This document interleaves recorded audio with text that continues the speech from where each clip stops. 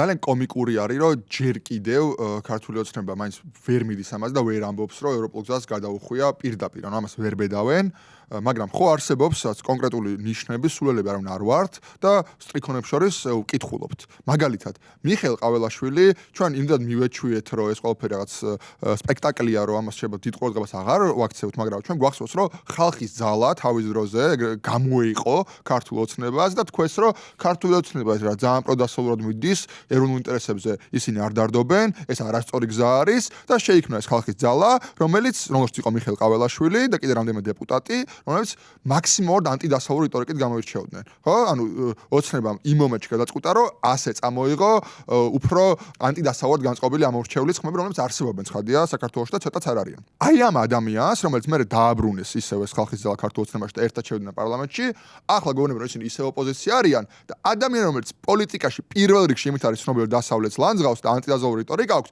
ნიშნავენ პრეზიდენტად, ხო? ჭალებს პრეზიდენტად, იმიტომ ვიცით სამდუეში ნამდვილი პრეზიდენტი ვინ არის და ეს არის სალომე ზურაბიშვილი. და აი ამ ადამიანზე ამბობენ და პარალელურად ამბობენ, რომ არა, ჩვენ არ გადავუხვიეთ ევროინტეგრაციის გზას, ჩვენ ისევ ყველაფერს ვაკეთებთ, რომ ევროპის ნაწილი გავხდეთ.